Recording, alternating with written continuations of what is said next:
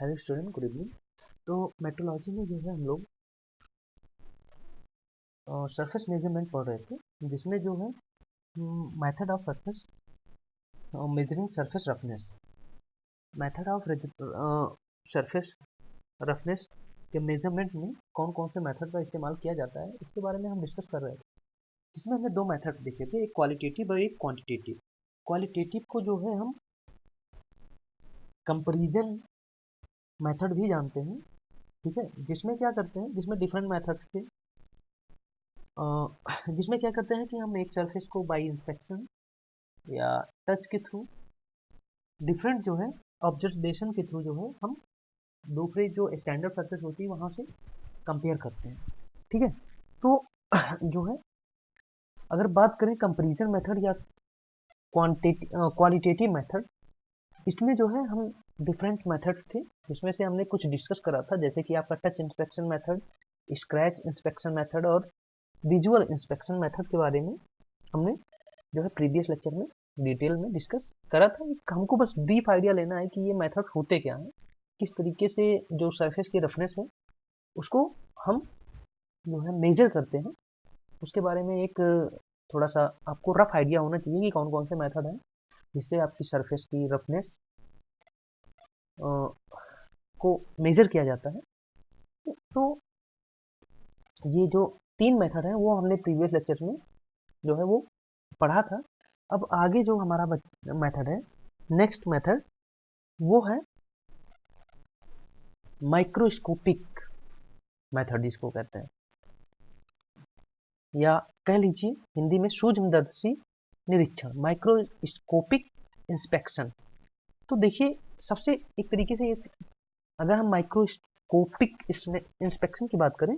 तो सबसे आसान मेथड, सबसे आसान होता है और सबसे बेहतर मेथड होता है, rather than those three methods that we have earlier learned। इसमें क्या होता है कि बस अगर जिस एडवांटेज या इसके एक तरीके से ड्रॉबैक की बात करें तो हम ये कह सकते हैं कि हम एक बार में केवल एक सतह को ही जो है वो अंडर ऑब्जर्वेशन रखते हैं, और उसमें भी छोटे छोटे जो सतह का जो सरफेस का छोटा छोटा पार्ट होता है उसका हम माइक्रोस्कोप के थ्रू जो है ऑब्जर्वेशन करते हैं। अब इस तरीके से क्या होता है कि जो डिफरेंट हमारी रीडिंग होती हैं उनको लेके उनका एवरेज निकालते हैं, और जो एवरेज आता है वो जो होता है वो सतह जो सरफेस होती है उसकी क्वालिटी को जो है डिनोट करता है या रिप्रेजेंट करता है।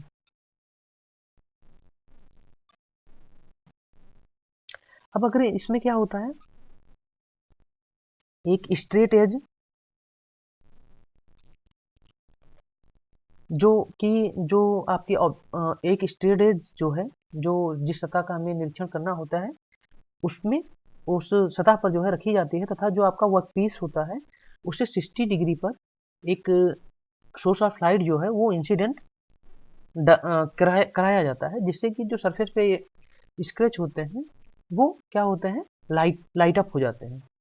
और हमें सरफेस की जो इरेगुलरिटीज है उसको आसानी से हमें पता चल जाता है। तो देखिए, ये जो माइक्रोस्कोपिक इंस्पेक्शन है, ये हमारे प्रीवियस जो तीन आपके मेजरमेंट थे सरफेस के मेजरमेंट के मेथड थे उनसे जो है कुछ बेहतर है। उसके अलावा बात करें कि माइक्रो इंटरफेरोमीटर मेथड, तो इसमें क्या होता है कि जो आपकी सरफेस फेस होती है उसको मेजर करने के लिए हम ऑप्टिकल फ्लैट जो है उसका इस्तेमाल करते हैं। क्या करते हैं कि जो हमारा ऑप्टिकल फ्लैट होता है, जिस सरफेस का हमें इंस्पेक्शन करना होता है उस पर हम रख देते हैं, और उससे क्या होता है, उस पर एक मोनोक्रोमैटिक लाइट, किसी मोनोक्रोमैटिक लाइट फोर्स से जो है लाइट को हम उस पर डालते हैं।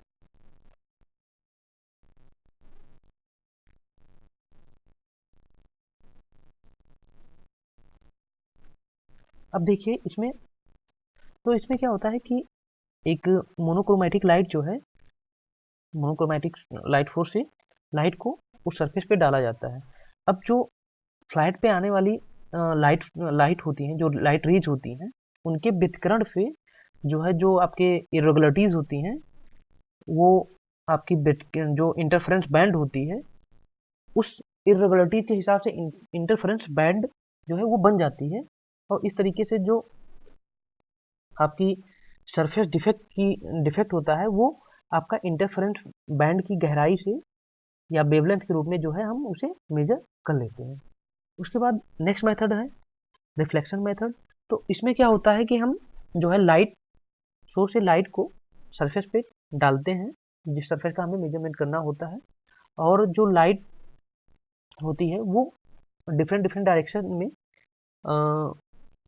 कम इंटेंसिटी वाली लाइट के रूप में जो है वो क्या होता है रिफ्लेक्ट हो जाती है चारों तरफ। ठीक है, और जिसे क्या करते हैं हम जो जिसकी इंटेंसिटी को हम फोटोसेल की हेल्प से जो है वो रीड कर लेते हैं, और तीव्रता के बेस पे हमें ये आइडिया लग जाता है कि सरफेस की रफनेस क्या नाम है, जो सरफेस जिस पे लाइट इंसिडेंट हो रही है, तो जो लाइट रिफ्लेक्ट होके जाती है वो फोटोसेल द्वारा उसकी इंटेंसिटी रीड करके हम ये पता कर लेते हैं कि उस सरफेस की रफनेस कितनी होगी। उसके अलावा बात करें क्वांटिटेटिव मेथड की, नेक्स्ट हमारा जो है क्वांटिटेटिव मेथड।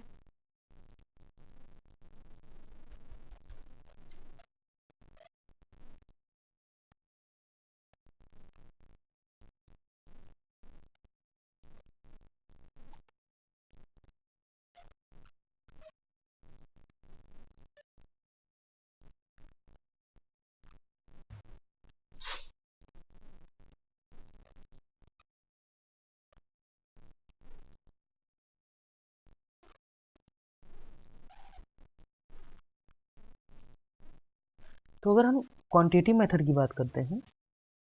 तो जो रफनेस होता है उसके आप कह लीजिए जो उसका मैग्नीट्यूड होता है उसके मेजरमेंट के लिए, या आप कह लीजिए जो आपके डायरेक्ट इंस्ट्रूमेंट होते हैं उससे जो है आपकी जो रफनेस होती है उसकी क्वांटिटी जो है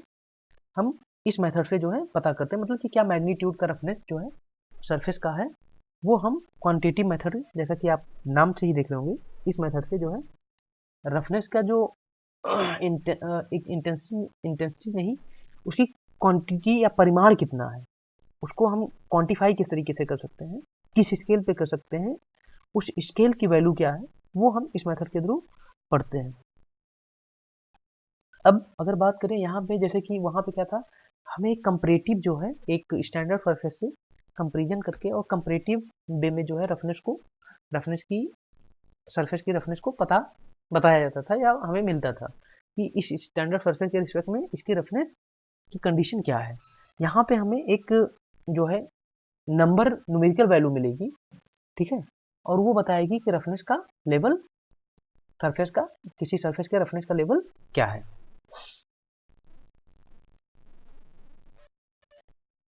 अब अगर बात करें तो जो डायरेक्ट इंस्ट्रूमेंट के द्वारा जो डिफरेंट मेथड्स यूज किए जाते हैं उनकी बात करते हैं, तो वो हमारे मेथड जो है ये 4-5 मेथड हैं। जैसे कि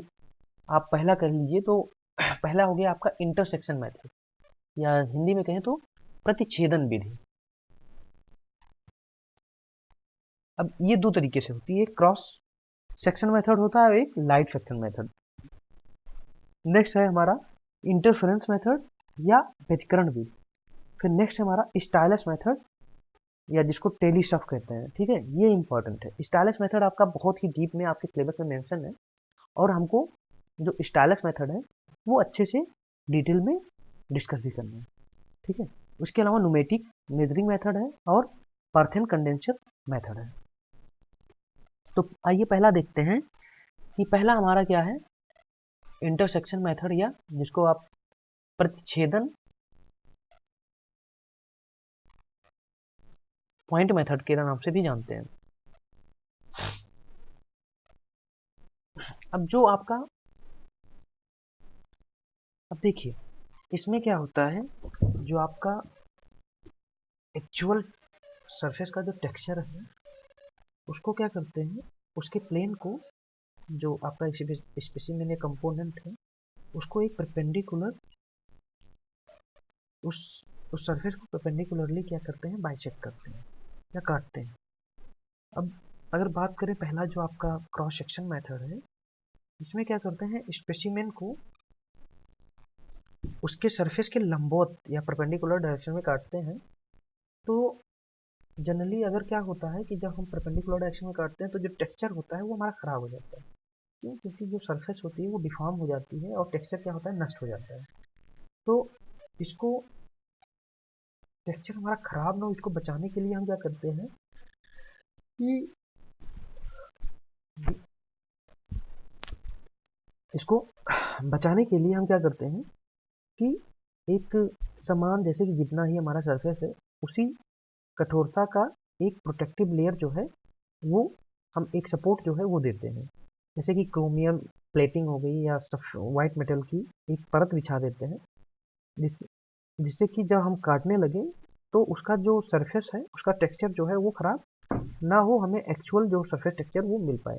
उसके बाद काटने के बाद हम क्या करते हैं, पॉलिशिंग करते हैं और जो सरफेस का टेक्सचर होता है उसको हम माइक्रोस्कोप स्कोप के थ्रू जो है वो ऑब्जर्व करते हैं। तो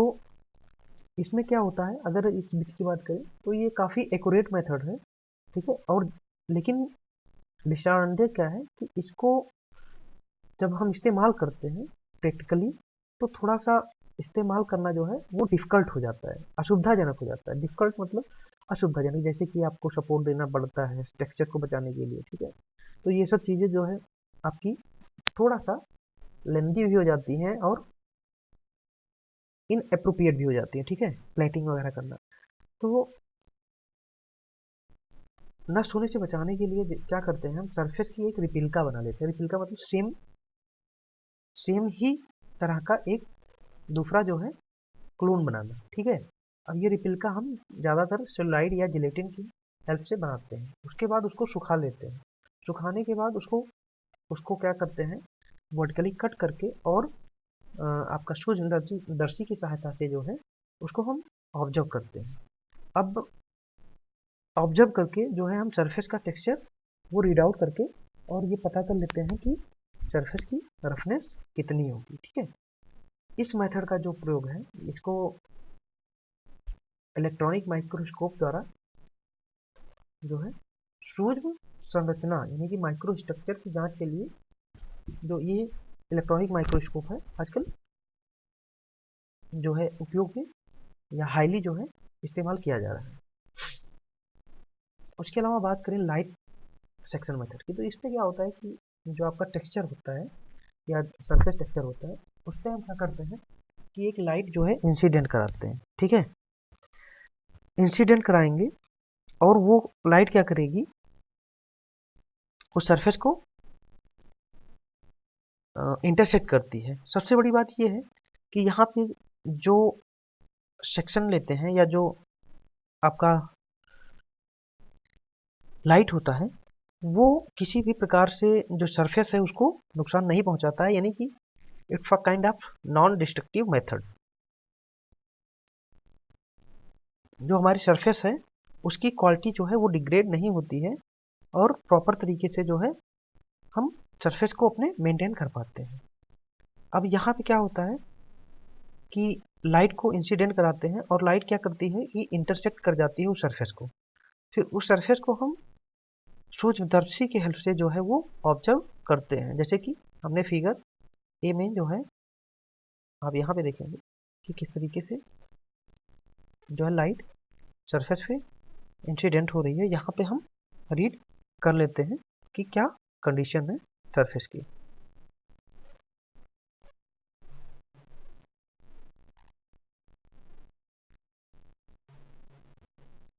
उसके अलावा देखिए जो टेक्सचर होता है सरफेस का उसको हम क्या करते हैं, प्रोजेक्ट करते हैं, ठीक है। अब उसको प्रोजेक्ट करने के बाद उसके ऑब्जर्वेशन की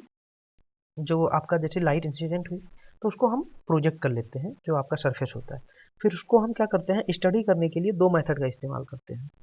पहले में क्या करते हैं कि जो इंसिडेंट रेज होती है और जो हमारी रिफ्लेक्टेड रे होती है जो कि माइक्रोस्कोप में दोबारा जाती है, तो उसका जो इंसिडेंट एंगल होता है, एंगल ऑफ इंसिडेंट और एंगल ऑफ रिफ्लेक्शन, वो दोनों एंगल क्या होता है, सेम होता है, यानी कि जहाँ से जिस लाइट फोर्स से जो है लाइट निकल के आती है, वापस जो है वही लाइट सूर्य रश्मि में चली जाती है। तो इस तरीके से जो हमें फील्ड मिलता है इस अरेंजमेंट के थ्रू, उसको हम बोलते हैं ब्राइट फील्ड। ठीक है, या इसको क्या कहते हैं, ब्राइट फील्ड मेथड कहा जाता है। अब जिसमें जो हमारा आपका जो सरफेस का कॉन्ट्यूर होता है जिसपे लाइट फोकस रहती है, ठीक है, इंटरसेक्टेड कॉन्ट्यूर होता है, वो क्या होता है, ब्राइट होता है, यानी कि चमकता है। ठीक है, दूसरे केस में क्या होता है, जब इंसिडेंट जो रे होता है उसका एंगल, इंसिडेंट एंगल जो रिफ्लेक्टेड रे होता है उसके एंगल से बराबर नहीं होता है। तो इसमें क्या होता है कि इस तरीके के मेथड को हम डार्क फील्ड मेथड कहते हैं। ठीक है, और इसमें जो आपका फील्ड होता है वो कम्प्लीटली डार्क होता है, मतलब कि वहाँ से लाइट का रिफ्लेक्शन, कंप्लीट रिफ्लेक्शन नहीं हो पाता है। इसको मेजर करते हैं हम राहुली मीटर, जिस यंत्र से मेजर करते हैं, जिस सूक्ष्मदर्शी से इसको मेजर किया जाता है उसको हम क्या बोलते हैं, राहुली मीटर कहते हैं। ठीक है, और उसके अलावा जो है नेक्स्ट मेथड है हमारा इंटरफेरेंस मेथड। तो आइए देखते हैं कि इंटरफेरेंस मेथड हमारा क्या होता है।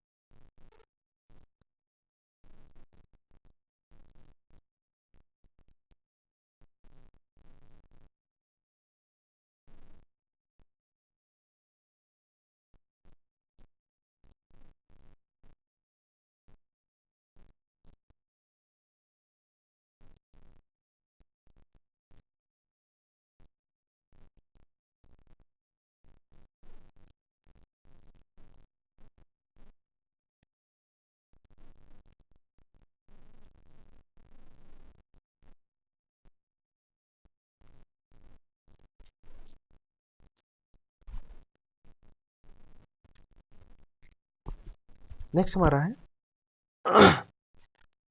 व्यतिकरण या इंटरफेरेंस मेथड। तो अगर हम बात करें तो इंटरफेरेंस मेथड में क्या करते हैं कि इंटरफेरेंस मेथड में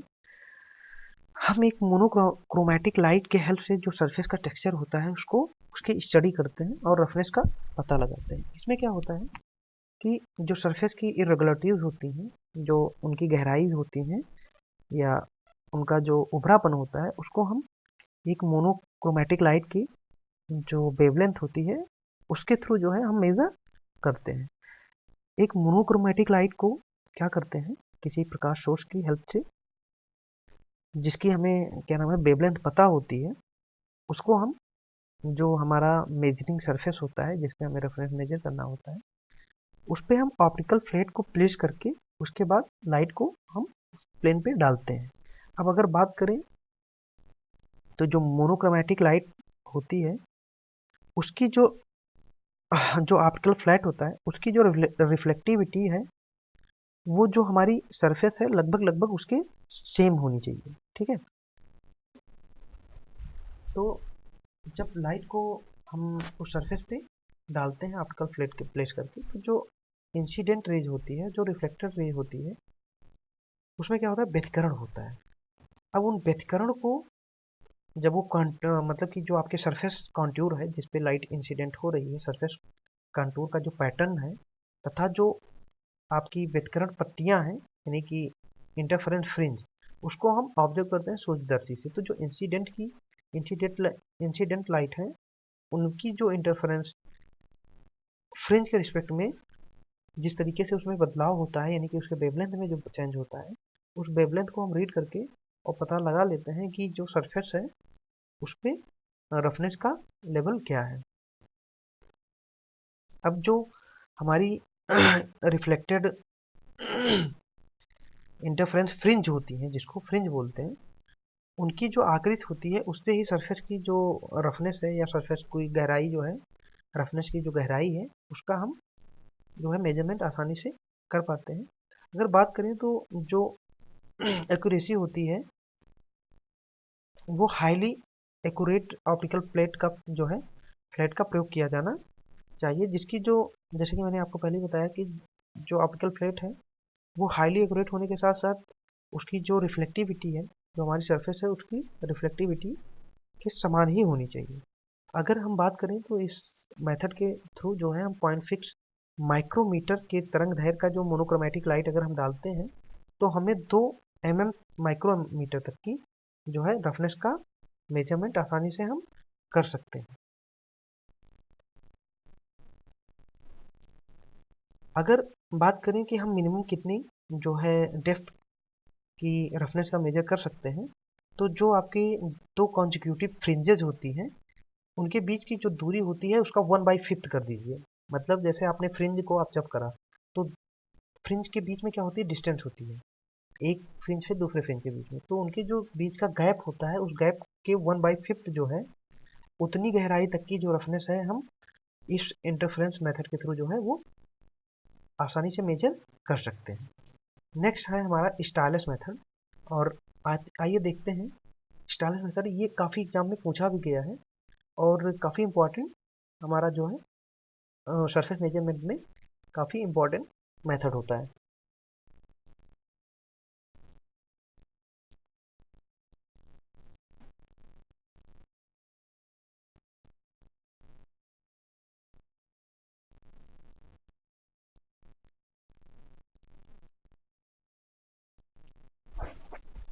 बात करें अगर स्टाइलस मेथड की, तो इसमें क्या होता है कि जिस सरफेस को मेजर करना होता है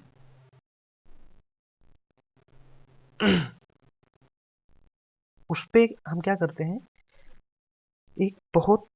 महीन मतलब कि बहुत ही नुकीला पतला सुई नुमा जो है एक हमारा इंस्ट्रूमेंट होता है, एक पार्ट होता है जिसको हम स्टाइलस बोलते हैं, जैसे कि आप फिगर में देख भी सकते हैं। ये बहुत ही पतला महीन सा एक जो है आपका इंस्ट्रूमेंट का जो है पार्ट होता है जिसको हम स्टाइलस कहते हैं। ठीक है, जो स्टाइलस मेथड है ये हाईली यूज होता है क्योंकि ये काफ़ी ज़्यादा इफेक्टिव है और एक्यूरेट भी है, एग्जैक्ट जो है हमें रीडिंग देता है। जो सरफेस का टेक्सचर होता है उसी टेक्सचर पे ये जो स्टाइलस होता है उसको हम चलाते हैं। अब देखिए अगर हम उसको चलाएंगे तो जैसे सरफेस पे आपका जो आपकी सरफेस की बनावट होगी उसके अकॉर्डिंग आपके सरफेस में वैली होगा, आपके सरफेस में जो है पीक्स होंगे। तो वो क्या करता है, वो पीक्स और वैली के अकॉर्डिंग जो है उसकी शेप के अकॉर्डिंग जो है पेनिट्रेट करता है और जो एक्चुअल सरफेस का जो टेक्सचर है उसी के अकॉर्डिंग वो ऊपर नीचे और आगे पीछे की तरफ मूव करता हुआ जाता है। और जिस तरीके से उसकी मूवमेंट होती है उसको क्या करते हैं हम एक ट्रेस कर लेते हैं, मतलब कि उसको रिकॉर्डर पे और वैसे भी उसके वर्टिकल और हॉरिजॉन्टल मूवमेंट को जो है इंस्ट्रूमेंट ट्रेस करता जाता है और इससे ये पता लग जाता है कि सरफेस की जो नेचर है वो किस प्रकार की हमारी सरफेस है। ठीक है, अगर बात करें स्टाइलस की तो उसको नुकीले बनाने का पर्पज़ यही होता है कि छोटी सी भी छोटी अगर या पतली से भी पतली आपकी क्या नाम है कोई सरफेस इरेगुलरिटी हो तो वहाँ पे वो आसानी से इंटर कर जाए और जो पाथ है उसको हम ट्रेस करते जाते हैं तो हमें सरफेस का टेक्सचर पता लगता जाता है। अगर बात करें तो इसमें क्या करते हैं हम स्टाइलस को जो हमारी सरफेस जिसको मेजर करना होता है या जिसकी रेफरेंस हमें मेजर करनी होती है उस पर हम जो है स्टाइलस को क्या नाम है मूव कराते हैं, या स्टाइलस को अगर फिक्स रखते हैं तो सरफेस को हम मूव कराते हैं। इसमें क्या होता है कि लो फ्रीक्वेंसी इम्पल्स जो है फोर्स के थ्रू जो है लो फ्रीक्वेंसी इम्पल्स फोर्स के थ्रू भी हम स्टाइलस को मूव कराते हैं जिससे कि हमें वाइब्रेशन वगैरह काफ़ी देखने को ना मिले और जो सरफेस के रिस्पेक्ट में आसानी से जो हमारा स्टाइलस है वो मूव कर पाए। ठीक है, जैसे ही जिस प्रकार की आपकी सरफेस पे पीक्स और वैलीज होंगी उसके अकॉर्डिंग ही जो पीक और वैली का आपका शेप होगा उसके अकॉर्डिंग ही जो स्टाइलस है मूव करेगा, और स्टाइलस की जो पोजीशन है उसको उसको हम ट्रेस करके और सरफेस की जो आपकी सरफेस की जो टेक्सचर है उसको हम पता कर पाएंगे। ठीक है, अब देखिए क्या होता है कि जिस तरीके से जो स्टाइलस की मूवमेंट होती है उसको क्या करते हैं हम मैग्नीफाई करते हैं, और जो है वो मैग्नीफाइड वैल्यू जो होती है वो इंडिकेटर द्वारा जो है बताई जाती है कि वो स्टाइलस जो है वर्टिकली किस पोजीशन में है, या वर्टिकली कितना जो है मूव किया, या हॉरिजॉन्टली कितना मूव किया, और उसको हम इंडिकेटर की हेल्प से उस रीडिंग को पढ़ लेते हैं। उसके बाद जो हमारे पास एक रिकॉर्डर होता है वो रिकॉर्डर उस रीडिंग को क्या करता है, जो आपकी मैग्नीफाइड रीडिंग होती है उसको रिकॉर्ड कर लेता है, जिससे कि हमें सरफेस की जो करंट रफनेस है वो हमें आसानी से पता उस रीडिंग के थ्रू, या जो भी आपकी वैल्यू है रफनेस की उसके थ्रू हमें पता लग जाता है। ठीक है, अगर बात करें स्टाइलस के मैग्नीफिकेशन की, तो जो वर्टिकल मूवमेंट होता है उसमें स्टाइलस की जो भी मूवमेंट होती है उसको हम 1000 से लेके और 100,000 तक जो है वो मैग्नीफाई करके रीडिंग को देख सकते हैं और पता कर लगा सकते हैं। उसके अलावा बात करें जो आपका हॉरिजॉन्टल मैग्नीफिकेशन होता है उसको भी 20 से लेके 200 टाइम तक जो है मैग्नीफाइड करके हम रीडिंग को ले सकते हैं। अगर बात करते हैं तो स्टाइलस की या स्टाइलर मेथड में जो हमारा इंस्ट्रूमेंट होता है तो ये होता है उसका मेजरिंग है, यहाँ पे आपका स्टाइलस लगा होता है। ठीक है, उसके अलावा इसको बोलते हैं स्किड। ये देखिए दो होती है, एक आगे लगी होती है पीछे होती है, जैसे कि आपका स्टाइलस होता है सेम वही तरीके होती है, बट स्टाइलस क्या होता है नुकीला होता है, साफ होता है, और जो स्किड होती है वो हमारी उतनी साफ नहीं होती है रेदर देन स्टाइलस। बात करें तो इस स्टाइलस मेथड में एक्यूरेट मेजरमेंट को जो प्रभावित करने वाले जो कारक हैं या जो जिनका इफेक्ट जो है मेजरमेंट पे पड़ता है वो कौन कौन से हैं, तो पहला तो आपका स्टाइलस पॉइंट हो गया, यानी कि जो स्टाइलस है उसकी नोक वो कैसी है जो है वो काफ़ी इम्पॉर्टेंट है। अगर आपकी नोक ब्लंट होगी, साफ नहीं होगी, तो जो आपकी रीडिंग है मतलब कि जो स्टाइलस की मूवमेंट है, मतलब स्टाइलस जो है वो एक्चुअल जो आपका टेक्सचर होगा उसको फॉलो नहीं कर पाएगा। क्यों? क्योंकि जो उसका पॉइंट है वो शार्प नहीं है। ऐसे में हमें जो रीडिंग है वो अप्रोप्रिएट रीडिंग नहीं मिल पाएगी, और जो टेक्सचर है उसको भी उसके जो रफनेस है उसको हम सही से मेजर नहीं कर पाएंगे। तो अगर बात करें जो आपका पॉइंट होता है वो डिफरेंट डिफरेंट शेप का अलग अलग शेप का आता है। अब अगर बात करें जो स्टाइलस के पॉइंट की, तो हमें हमारा जो स्टाइलस का पॉइंट है वो इस प्रकार का होना चाहिए कि जिससे जो कि क्या नाम है सरफेस का जो टेक्सचर है उसको आसानी से फॉलो कर पाए, साथ ही साथ उसमें जो बियर रेजिस्टेंस है वो हाई है। वरना क्या होगा कि जो सरफेस की फ्रिक्शन की वजह से सरफेस फ्रिक्शन की वजह से जल्दी जो है बियर आपका स्टाइलस हो जाएगा, और हमें एक्चुअल जो है सरफेस की क्वालिटी या रफनेस के बारे में सही रीडिंग नहीं मिल पाएगी। साथ ही साथ अगर बात करें वेट की, तो स्टाइलस का वेट जनरली हमारा 1 से 2 ग्राम के आसपास होता है, और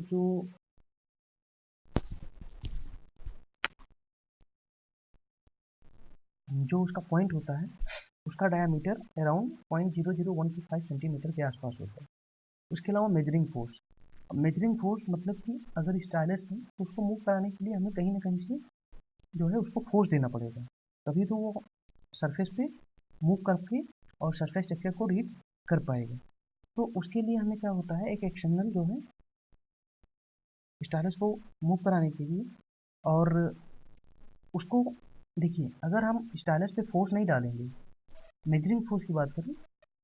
मूविंग फोर्स की नहीं मेजरिंग फोर्स की अगर बात करें, तो अगर हम ऊपर से रिक्वायर्ड प्रेशर नहीं डालेंगे तो जो ट्रेंच होती हैं, जो आपकी वैलीज हैं, उसकी उसकी जो टेक्सचर है या उसकी जो सतह है, उसको कम्प्लीटली स्टाइलिश फॉलो नहीं करेगा। तो एक तरीके से स्टाइलिश पे एक रिक्वायर्ड प्रेशर जो है वो भी मेंटेन करना आवश्यक होता है, जिससे कि वो एक्चुअल जो सरफेस का टेक्सचर है उसको फॉलो करे और एक्चुअल रीडिंग जो है वो हमें मैग्नीफाई करके इंडिकेटर पे दे। अगर स्टाइलिश की स्पीड की बात करें, तो अगर आपकी फ्लैट सरफेस है तो वहाँ पे, क्योंकि वहाँ पे फिर आपका एक स्ट्रेट लाइन में आपको रीडिंग मिलने वाली है, यानी कि जो रफनेस है उसका लेवल बहुत कम होगा, ठीक है। लेकिन वहीं आपका अगर फ्लैट सरफेस है तो कोई दिक्कत नहीं है, आपकी स्टाइलिश की स्पीड जो है वो मेंटेन रहेगी और रीडिंग आपको प्रॉपर जो है वो मिलती रहेगी। ऐसे ही अगर सर्कुलर सरफेस है तब भी आपको दिक्कत नहीं होगी, आपकी जो स्टाइलिश है वो आसानी से आपकी जो है स्पीड को मेंटेन करते हुए और एक जो एक्यूरेट रीडिंग है वो हमें देता रहेगा। लेकिन अगर यही सरफेस हमारी जैसे कि कैम की सरफेस हो गई या स्मॉल जो शेप है या आपका गियर हो गया, तो ऐसे में क्या होता है कि स्टाइलस की जो स्पीड है उसे मेंटेन करने में थोड़ी सी डिफ़िकल्टी आती है। तो इसमें हम छोटे साइज़ के स्टाइलस को जो है जनरली जो आपका छोटे साइज़ का स्टाइलस होता है उसको हमें हमें कंटूर पे जिसका हमें मेजरमेंट करना है उसको चलाने में क्या होता है, कठिनाई होती है, ठीक है। तो इरेगुलरिटीज़ की जो आपकी एम्पलीट्यूड होती हैं उनको मैनेज करने के लिए और ट्रेस करने के लिए एक हमें स्पीड को सेट करना पड़ता है, जिससे कि जो रफनेस है वो प्रॉपरली जो है स्टाइलस द्वारा उसका रफनेस की जो आपकी तरीके से जो आपका कंट्यूर होता है उसको स्टाइलस कंप्लीटली फॉलो कर पाए और जो रफनेस की एक्चुअल टेक्सचर है वो हमें पता लगता है। उसके अलावा बात करते हैं स्टाइलिश स्किड की, तो जैसे आपका स्टाइलिश होता है उसी तरीके से स्टाइलिश स्किड आगे और पीछे लगी होती है। तो ये भी क्या करती है, सरफेस की क्वालिटी को मेजर करती है। बट यहाँ पे क्या होता है कि आपका जो पॉइंट होता है वो नुकीला नहीं होता है, ठीक है। नुकीला के अलावा थोड़ा सा बड़े साइज का होता है, जैसे कि आप कह लीजिए 0.5 से लेके 5 सेंटीमीटर तक, थोड़ा सा चपटा हुआ भी हो सकता है। तो ये जो आपके स्मॉल रफनेस होती है ये उनको मेजर नहीं कर पाता है और ऊपर से ही जो है वो मूव कर जाता है, ठीक है। अब अगर बात करें माइनर इरेगुलरिटीज़ की, तो उसमें क्या होता है कि जो हमारा स्किड होता है वो उसके ऊपर से निकल जाता है और माइनर इरेगुलरिटीज़ को ये मेजर नहीं करता है। जैसे कि आपकी जो सरफेस है वो मोटी होने के कारण जो स्मॉलर या माइनर जो आपकी इरेगुलरिटीज़ हैं उसमें क्या होता है कि स्टाइलस का कोई भी वर्टिकल मूवमेंट नहीं होता है, क्योंकि वो एक तरीके से थोड़ी सी उसकी साइज क्या होती है, मोटी होती है और फ्लैट होता है। नेक्स्ट बात करें अगर ड्राइव की, तो ड्राइव मतलब कि स्टाइलस को जो मोशन है उसको मोशन देने के लिए हमें एक एक्सटर्नल जो है डिवाइस की ज़रूरत पड़ती है या एक्सटर्नल सोर्स की ज़रूरत पड़ती है जो कि स्टाइलस को मूवमेंट दे पाए। अब बात करें तो कहीं कहीं पे पहले क्या होता था, हैंड मूवमेंट भी स्टाइलस को हम देते थे, ठीक है। उसके अलावा आप कह लीजिए फ्रिक्शन ड्राइव, यानी कि फ्रिक्शन के हेल्प से जो है स्टाइलस का मूवमेंट कराएं। उसके अलावा सिंक्रोनस मोटर या आपका जो चालन स्क्रू होता है, ठीक है, उसके द्वारा या आप चुंबकीय प्लेट चालन आदि जो है डिफरेंट मेथड है जिसके थ्रू जो है स्टाइलस का मूवमेंट सरफेस पे कराया जाता था। उसके अलावा एम्पलीफायर का जैसे कि मैंने आपको बताया काम होता है जो भी स्टाइलस की मूवमेंट है या जो वो क्या नाम है आपके सरफेस टेक्सचर को फॉलो कर रहा है उसको ये एम्पलीफाई करके और इंडिकेटर पे हमें प्रॉपर रीडिंग देता है, इसीलिए जो है मैग्नीफायर वो एम्पलीफायर लगाया जाता है। उसके अलावा एक रिकॉर्डर होता है जो भी कंट्यूर की रीडिंग होती है, जो भी स्टाइलस जिस तरीके से चल रहा होता है, जो स्टाइलस की मूवमेंट होती है, ठीक है, उसके अकॉर्डिंग जो है सरफेस का टेक्सचर को ये रिकॉर्डर क्या करता है, रिकॉर्ड करके रखता है। तो जो लेक्चर है आज हम इस लेक्चर को यहीं पे एंड करते हैं और नेक्स्ट टॉपिक में हम देखेंगे टेलीसर्फ के बारे में या डिफरेंस और जो है टेमिल्सन टेलीसर्फ और जो हमारी रिमेन टॉपिक है उसको हम नेक्स्ट लेक्चर में कवर करेंगे। चलिए, तो इस लेक्चर को हम यहीं पे एंड करते हैं। Thank you so much.